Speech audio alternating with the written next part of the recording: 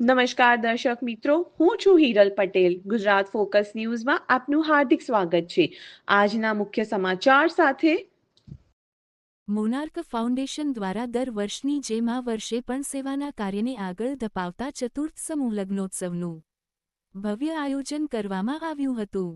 આ પ્રસંગે નવદંપતીઓ પ્રભુતામાં પગલાં પાડ્યા હતા, જેમાં લગ્ન માટેની તમામ વ્યવસ્થા સાથે દરેક દંપતી માટે કરિયાવર સંસ્થા દ્વારા વિનામૂલ્યે કરવામાં આવ્યું હતું. આ લગ્નોત્સવની સૌથી વિશેષ બાબત એ છે કે સમાજમાં વધી રહેલા કુરૂઢીઓ અને પરિવારની મંજૂરી વગર થતા લગ્નો સામે જાગૃતિ લાવવા માટે 2000થી વધુ લોકોએ જાહેર શપથ લીધા હતા અને સરકારના નિર્ણયને સમર્થન કર્યું હતું.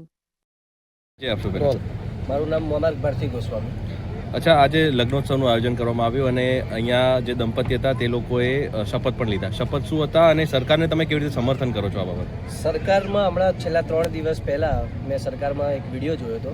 એમાં સરકારે બહુ સારું નિર્ણય લીધો અને સરકાર દ્વારા એવું કહેવામાં આવ્યું અને અમે અહીંયા શપથ એવી લીધી કે ભાગેડું લગ્ન જે થઈ રહ્યા છે, જે મા બાપ માતુશ્રી પિતાશ્રીના ખિલાફ, એના માટે સરકારશ્રીએ બહુ સારો નિવેદન આપ્યો અને અમે એ જ સંકલ્પ લીધો કે જે ભાગેડું લગ્ન થઈ રહ્યા છે એનાથી અમે નિષ્ફળ નથી અને જે લગ્ન મા બાપના થ્રુ લેવામાં આવે છે એને અમે સ્વીકારીએ છીએ, એવો અમે સંકલ્પ લીધો.